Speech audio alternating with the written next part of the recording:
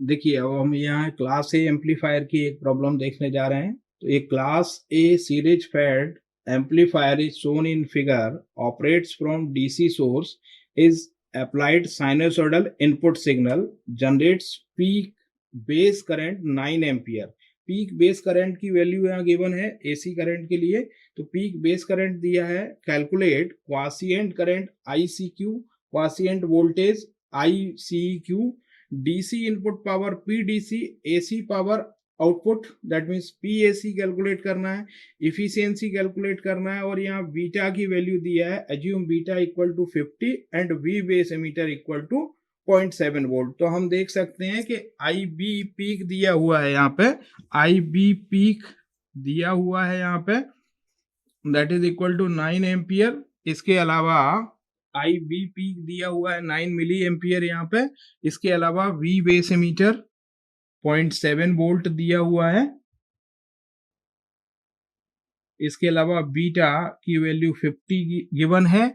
RB circuit से देखें अगर हम, तो आरबी की वैल्यू यहाँ पे 1.5 किलो ओम दिया हुआ है और आर एल की वैल्यू 16 ओम दिया हुआ है। सो जनरली यहाँ इस तरह की वैल्यूज आपको गिवन है, और VCC की वैल्यू 20 वोल्ट दी है यहाँ पे।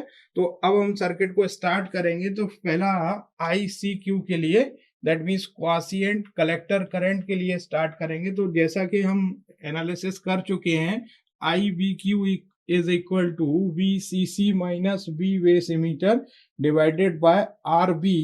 यहाँ इस सर्किट में अप्लाई करेंगे, यहाँ पे KVL अप्लाई करेंगे तो सिंपली मुझे ये एक्सप्रेशन मिलेगा IB के लिए। IBQ के लिए मैं इसे एक्सप्रेस कर दूंगा।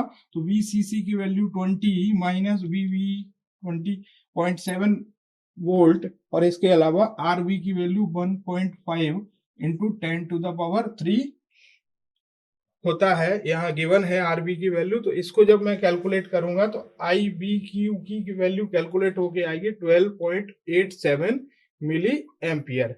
अब हम आई सी की वैल्यू कैलकुलेट कर सकते हैं आई बी से। तो I C Q equal to beta times I B Q, that means beta is 50 और यहाँ पे 12.87 मिली एम्पियर दिया है। जब इसे कैलकुलेट करेंगे then it will be 643.5 milli ampere value calculate होके आएगी। तो इस तरह से हम फर्स्ट पार्ट था क्वासिएंट वैल्यू ऑफ कलेक्टर करंट, वो हम कैलकुलेट कर चुके हैं। अब सेकंड पार्ट में quiescent value of the collector emitter voltage, that means VCEQ के लिए हम यहाँ अप्लाई करेंगे। तो VC यहाँ इस लूप में, कलेक्टर एमीटर लूप में अगर हम एक्सप्रेशन लिखेंगे तो VCC equal to VCEQ plus ICQ into RL, ये एक्सप्रेशन मिलेगी मुझे, जिसमें मैं VCEQ के लिए सॉल्व कर सकता हूं इसे। तो VCEQ के लिए जब मैं सॉल्व करूंगा तो VCC minus ICQ into RL मिलेगा मुझे एक्सप्रेशन में, जिसमें मैं वैल्यू सब्स्टिट्यूट कर देता हूं। मेरे पास सारी वैल्यूज यहाँ अवेलेबल हैं। तो VCC equal to 20 minus ICQ की वैल्यू मैंने अभी कैलकुलेट किया था 647.5 into 10 to the power minus 3, और RL की वैल्यू 16 ओम गिवन है। तो 16 ओम को सब्स्टिट्यूट कर सकता हूं मैं यहाँ पे। तो ये वैल्यू कैलकुलेट होके आएगी 9.7 वोल्ट। ये VCEQ की वैल्यू कैलकुलेट होके आ गई। अब हम PDC को कैलकुलेट कर सकते हैं यहाँ पे। तो PDC that is equal to VCC into ICQ।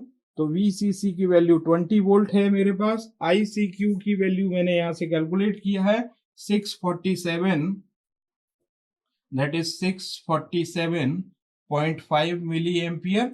इसको मल्टीप्लाई करके जब मैं कैलकुलेट करूंगा तो यहाँ पे VCQ की वैल्यू मेरे पास जो कैलकुलेट होके आएगी दैट विल बी 12.87 वोल्ट। तो ये तीनों वैल्यूज हम कैलकुलेट कर चुके हैं। इसके बाद AC पावर को कैलकुलेट करेंगे पीक करंट के थ्रू। पीक बेस करंट दिया है हमें, पीक बेस करंट के थ्रू AC करंट की बात करेंगे। तो AC करंट के लिए हम कैलकुलेट करेंगे यहाँ से। तो PAC की बात करेंगे यहाँ पे। पीक करंट आपको गिवन है, peak base current that is given 9 milli ampere. हम peak base current that means IB, और इससे हम पीक कलेक्टर करंट कैलकुलेट कर सकते हैं, that means IC equal to beta IB relation से।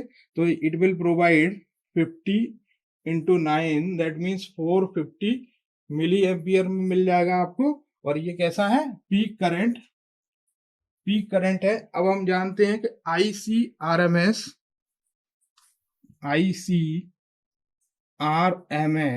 Equal to IC peak divided by √2 होता है। तो इस रिलेशन से हम फाइंड आउट कर लेंगे RMS current, that means divide by √2 and it will provide 318.19 milli ampere. ये करंट वैल्यू प्रोवाइड करेगा, that is IRMS current. IRMS current की वैल्यू मुझे मिल गई यहाँ पे। अब PAC, बेसिकली PAC क्या होता है, IRMS स्क्वायर इंटू RL।